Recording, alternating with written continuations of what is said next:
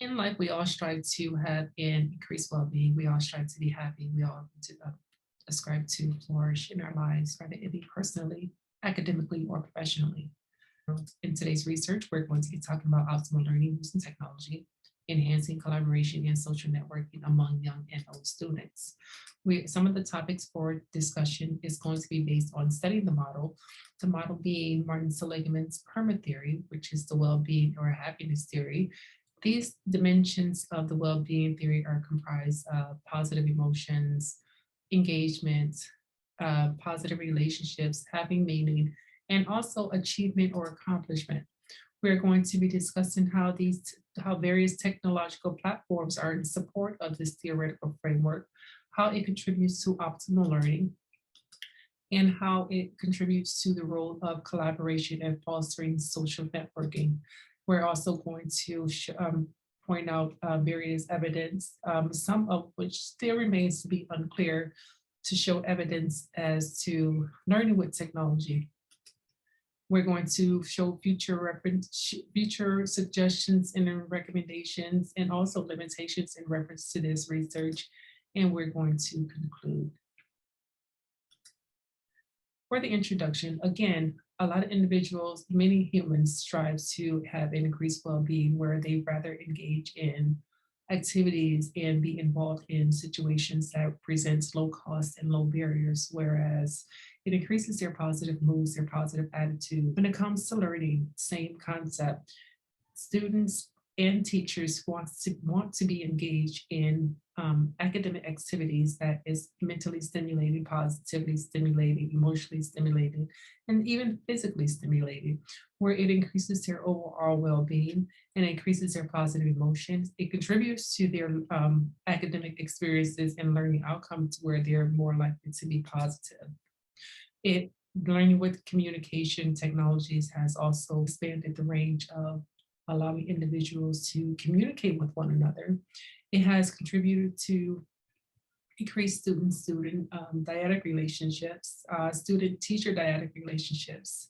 It has opened the door for collaboration where students and students can collaborate with those in the same vicinity, as well as those students that are internationally, to where it provides group thinking activities, group test activities, and just like coming together and sharing thoughts and ideas.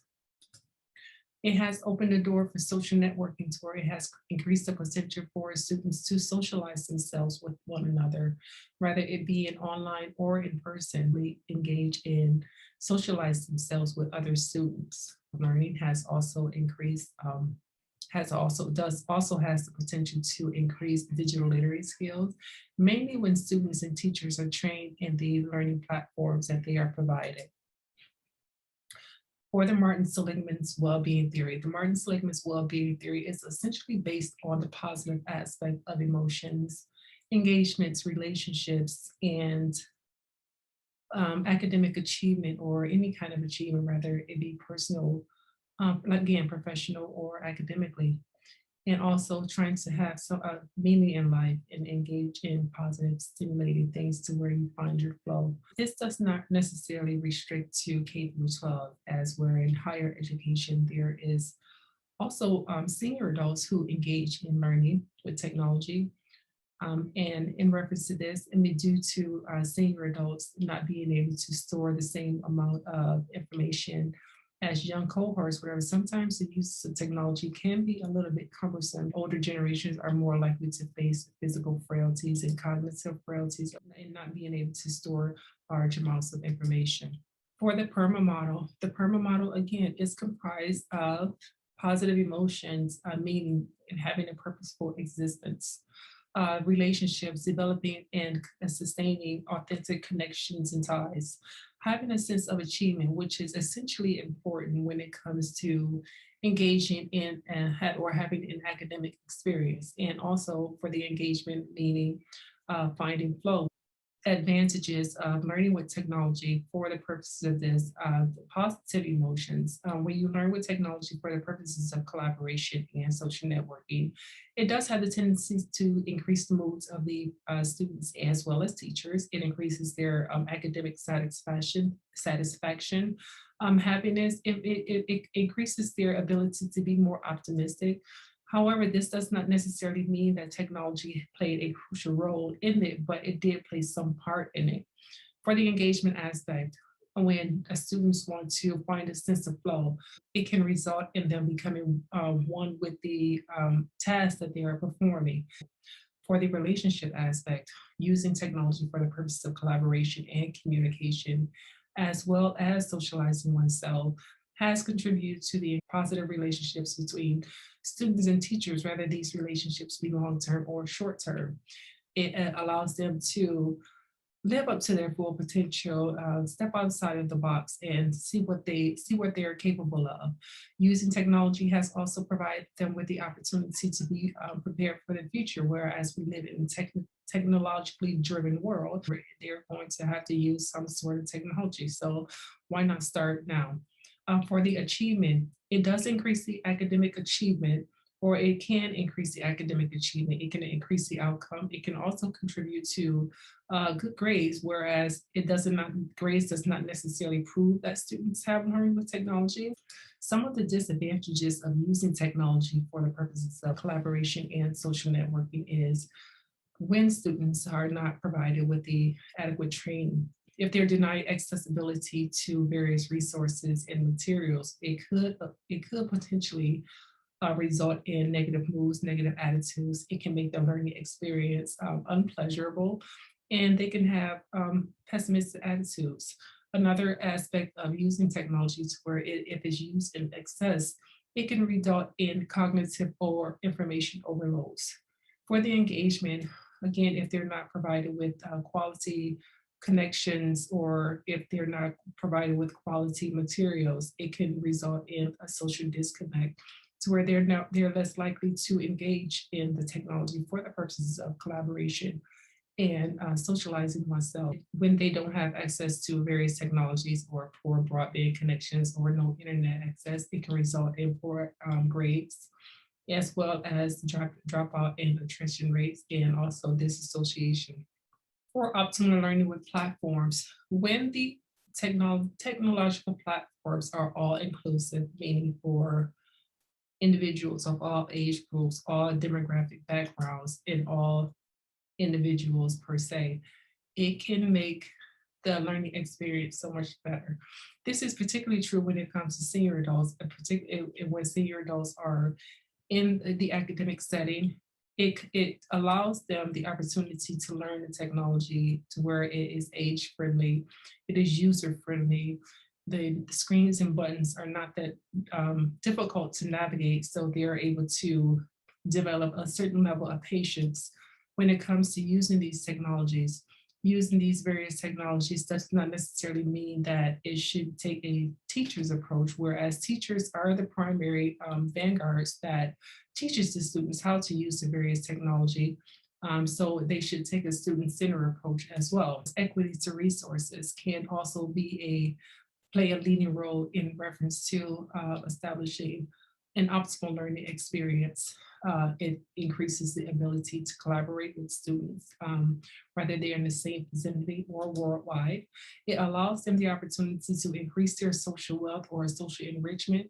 It also allows them to increase their academic experiences where they're able to engage in learning with technology or collaborating and communicating with others within the academic setting or those external. It contributes to personal growth, and it can also contribute to self-actualization. Senior adults, they continue to learn. When they have the opportunity to learn, mainly with technology, where it can help increase their cognitive health and crystallized intelligence. It can increase their digital literacy skills. It can also increase their personal well-being, and as well as increase their social enrichment and their level of education as well. Some of the roles for collaboration using mobile smartphone technologies is based on establishing quality and authentic student-student, and teacher-student dyadic relationships. Using collaborative mobile smartphone technologies allows students to build a sense of community, make them feel as though they are part of a group, make them feel a sense of connectedness, feel a sense of belongingness. For senior adults, when they are taught or provided with the necessary resources and skills, it can increase their happiness, their lifelong satisfaction, as well as lifelong longevity. And collaboration allows for joint problem solving skills. It builds team playing skills to where they are more likely to become team players as they get older.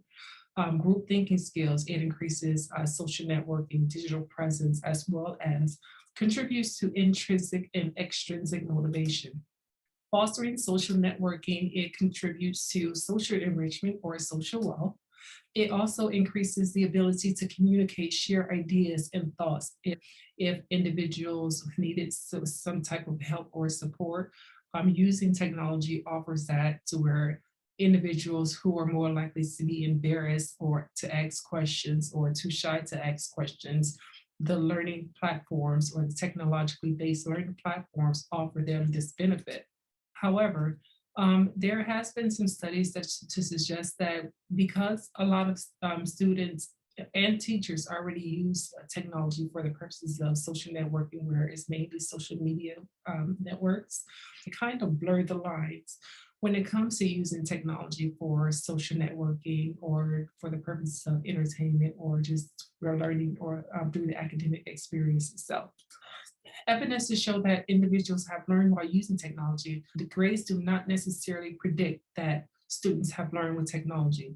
Grades can be, a student can have high grade levels with or without technology. So technology does not predict that they have learned.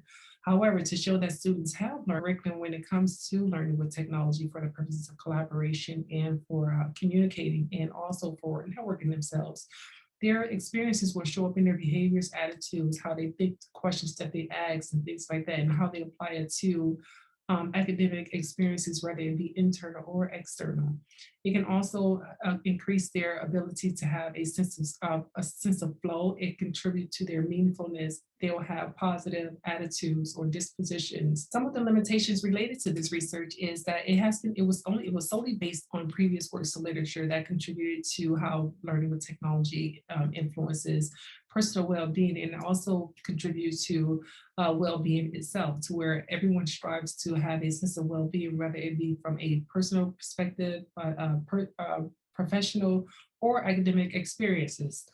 The information provided is not generalizable to a given population. Researchers should take the information a step further to show how learning with digitized platforms for the purposes of collaboration and social networking, they can use it from a quantitative perspective to where they develop very different variables to show if there is a relationship between different variables. They can take a qualitative or phenomenological approach. They can also take a diversified approach to where it's all inclusive, and as well as including various demographics such as age, race, and culture, and environmental factors. Again, to conclude, we talked about the theoretical foundation, which is based on Martin Seligman's well-being theory of happiness, to show how a lot of individuals strive for an increased level of happiness where they rather engage in activities that has reduced barriers and reduced costs. We talked about the theoretical foundation in reference to supporting the model, to where using technology for the purposes of collaboration and social networking does have the potential to increase overall well-being, happiness. It does play a role in collaborating, to where mobile smartphone technologies allow students to collaborate within and external the academic environment. It fosters social networking, to where students have the ability to communicate with other students, whether they be local or if they're international. It still remains unclear to show how students have learned with technology, to where it's not necessarily based on grades. It's more so based on having the students find a state of flow, some type of balance where the information that they have learned, it'll show up in their attitudes, their behaviors, their conversations, and how they respond to situations, internal and external, the academic setting.